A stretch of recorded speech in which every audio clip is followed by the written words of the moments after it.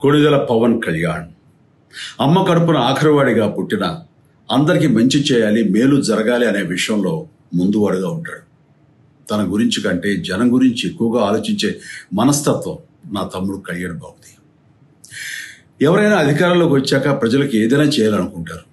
కానీ కళ్యాణ్ తన సొంత సంపాదనని కౌలు రైతులు కన్నీళ్లు తుడిచేందుకు ఖర్చు పెట్టడం, సరిహద్దు దగ్గర ప్రాణాలొడ్డి పోరాడే జవాన్ కోసం పెద్ద మొత్తం అందివ్వటం, అలాగే మత్స్యకారులు ఇంకా ఎందరికో తాను చేసిన సహాయం చూస్తుంటే ఇలాంటి నాయకుడు కదా జనాలకు కావాల్సింది అనిపిస్తుంది. ఒక రకంగా చెప్పాలంటే సినిమాలోకి తను బలవంతంగా వచ్చాడు, రాజకీయాల్లో మాత్రం ఇష్టంతోనే వచ్చాడు. ఏ తల్లికైనా తన కొడుకు కష్టపడుతుంటే గుండె తరుక్కుపోతుంది. అలాగే ఏ అన్నకైనా తన తమ్ముడు అనవసరంగా మాటలు పడుతుంటే బాధ వేస్తుంది. అలా బాధపడుతున్న నా తల్లికి ఈ అన్నయ్యగా ఒక మాట చెప్పాను. నీ కొడుకు ఎంతో మంది తల్లుల కోసం, వాళ్ళ బిడ్డల భవిష్యత్తు కోసం చేసే యుద్ధం అమ్మా ఇది. మన బాధ కంటే అది ఎంతో గొప్పది అన్నాను. అన్యాయాన్ని ఎదిరించకుండా మౌనంగా ఉండే మంచివాళ్ల వల్లనే ప్రజాస్వామ్యం మరింత నష్టం అని నమ్మి జనం కోసం జన సైనికుడు అయ్యాడు.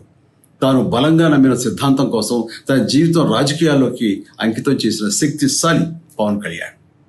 ప్రజల కోసం, రాష్ట్ర భవిష్యత్తు కోసం ఆ శక్తిని వినియోగించాలి అంటే చట్టసభలో అతని గొంతు మనం వినాలి. జనమే జయను నమ్మే జనసేనాని ఏమి చేయగలడో చూడాలంటే మీరు పిఠాపురం ప్రజలు కళ్యాణ్ని గెలిపించాలి. మీకు సేవకుడుగా, సైనికుడుగా అండగా నిలబడతాడు. మీకోసం ఏమైనా సరే కలబడతాడు. మీ కళ నిజం చేస్తాడు. పిఠాపురం వాస్తవ్యులకు మీ చిరంజీవి విన్నపం, గాజు గ్లాసు గుర్తుకి మీ ఓటు వేసి పవన్ కళ్యాణ్ని గెలిపించండి. జై Hind. For more videos like this, subscribe Big TV channel.